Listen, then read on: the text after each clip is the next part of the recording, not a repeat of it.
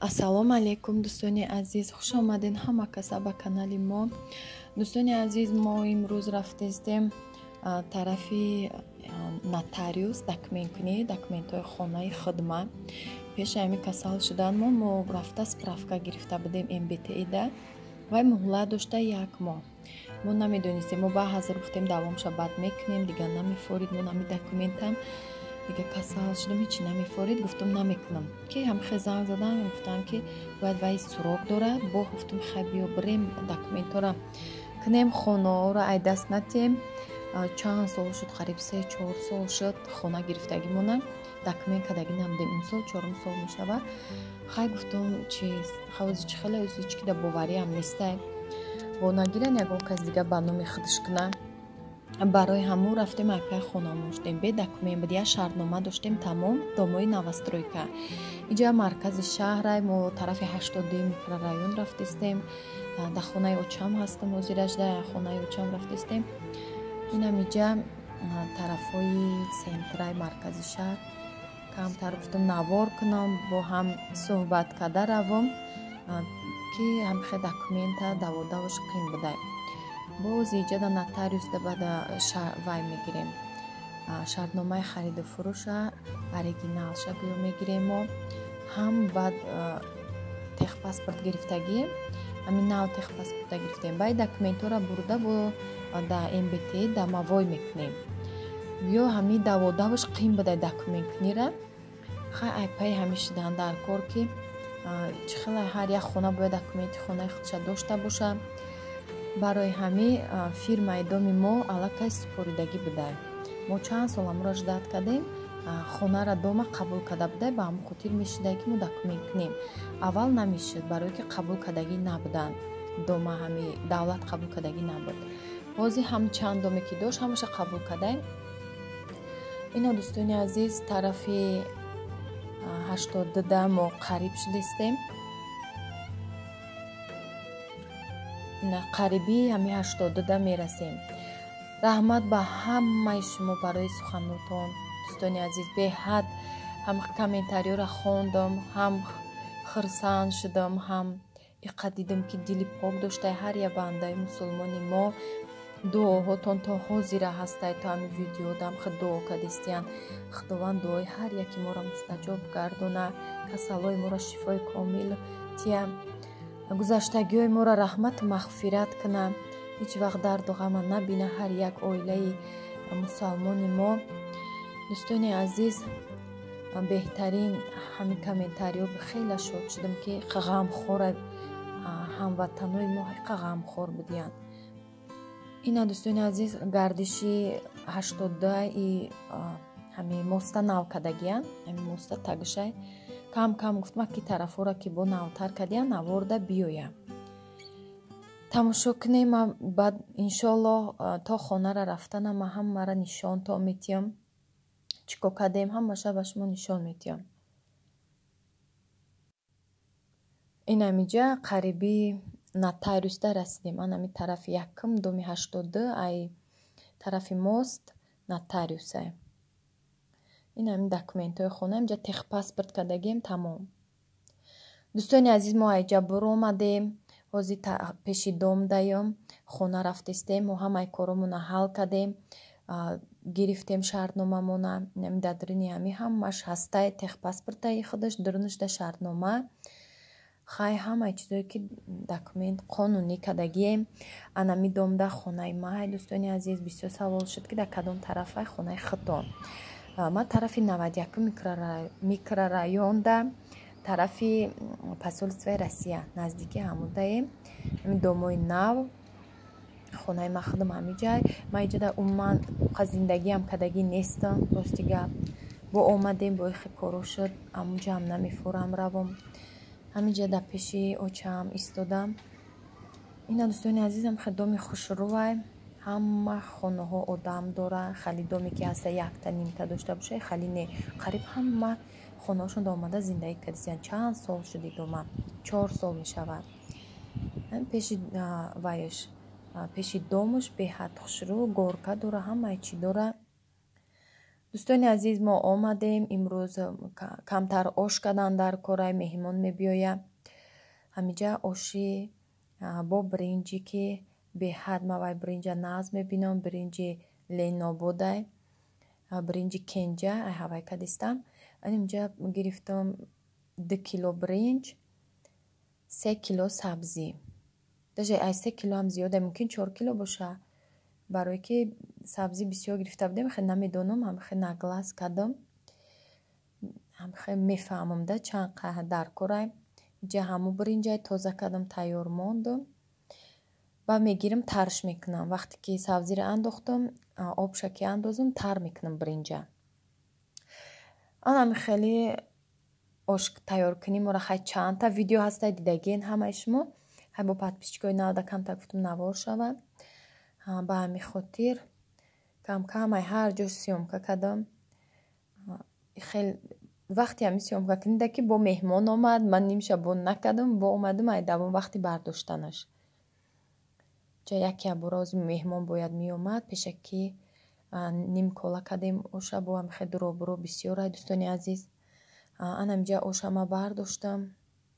ҳама хеле салатои ки вай кардам, калон калон реза кардам, помидору бодринга ки салати хали шакаровӣ кунам, баъд меиста об мебурорад, чӣ хеле намакш мекунӣ безеб мешавад.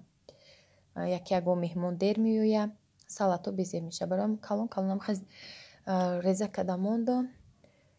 ҳамин хеле ҳам қатъи ош нағзай.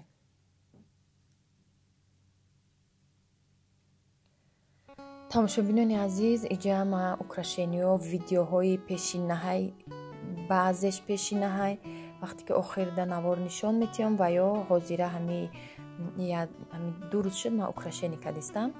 ё навори пешинаҳай ма пешаи касало навор карда будам, дар ҳамин чиз дар ҳамун ателе рафтам ша навор карда монда будам ки ма гуфтам мепартом, дига ҳам хеле касал шудем, дига нахостам ҳамин видео ҳамаш дар телефон мондан. ака гуфтам ҳамията ҷора мегира бипартофтан гирам. баъзе бонуҳо хоҳиш карда буданд партоем гуфтанд. икрта як арусай, материалаш паплиное ки хали турецкияй, туркияй. манеш паплинаш хай оддияй, ҳам хай украшениҳои бабочка, беҳади украшениҳои хушрӯай, замонавӣ ҳозир як барои ҳамин наврасон, хай маладёжо беҳади фасони нағзай, фасоне ки як мода шудай. мада рости гап ҳамиё маъқул нестай, хали кашолак пашолак доранд, мада намефора, хай як барои наврасони маладёжо арусода беҳад хушрӯай. инаи дар китфш мебӯяд. ёра мо алоҳида мекунем, баъда иҷа мечаспонем.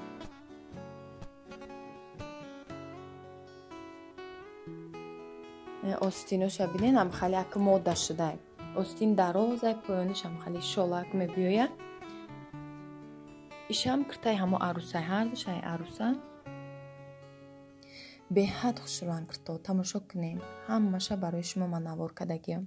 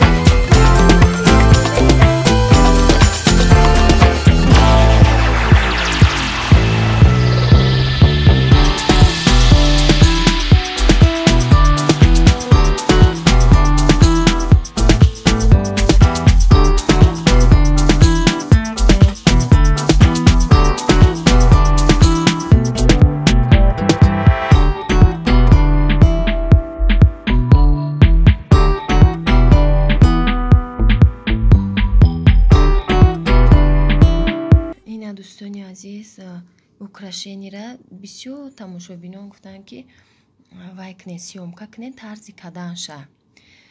И паплина и материал иҷажда аднатони кадагием. Баъд анами украшениё ки ҳозир иҷада кардам ман ручной кардам. Ина ҳанем хали дона дона ҳамилай. Ҳозир ман я ҳамилша нишон диҳам. ҳозир иҷара нишон диҳам як хали ҳамилай. ами ҳамило иҷада ҳозир ҳама титипит ма партофтам. ҳамилорам хали мегирем дастамда мегирам ҳисоб мекунам ҳафтдонаи.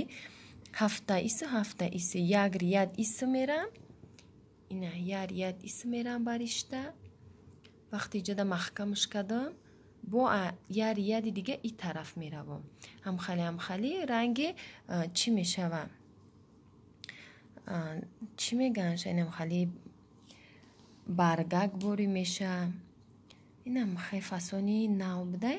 Ба иҷоҷда липисток мечинам, ҳар хела чизако мечинам, ҷашам пур мекунам. Инами фасон.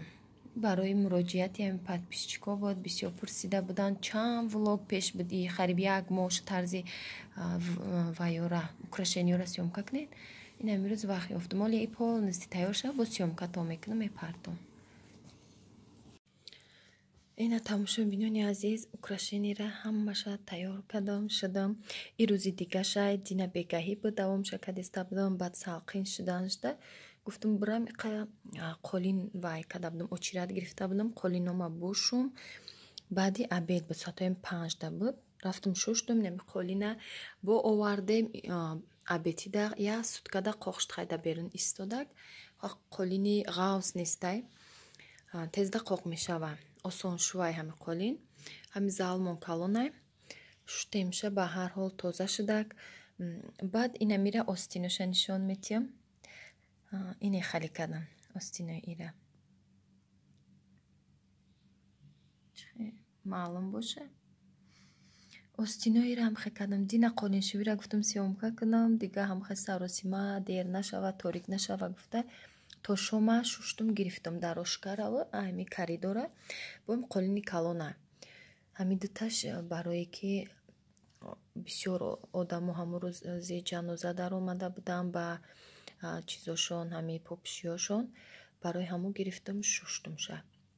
Ина фасонам беҳад хушрӯ шудагия, тамошо кунед. Бисёр хоҳишайда барои ҳами украшениё ма ба хотири ҳами занҳо, ҳама занҳода маъқулай. Барои ҳамиёй остинои клёшай дароз. И паплини дубайская беҳад ғавсай. ҳай тобистонда камта қинтарай пӯшиша гарм мешави. Барои баҳор тирамо хушрӯай. Паплинои дубайская хали качисашо ранги меги шолкай чӣ халияй сатини бори. Ҳами украшение ки шолақати. И ручное ҳамаш ба даст духтагияй.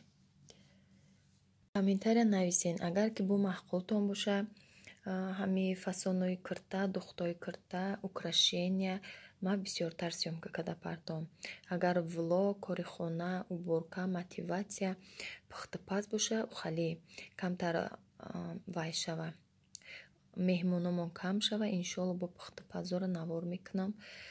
ҳатман дар комментария фикрҳои худтона нависем. Боқӣ дар паноҳи Аллоҳ бошед то наворҳои оянда.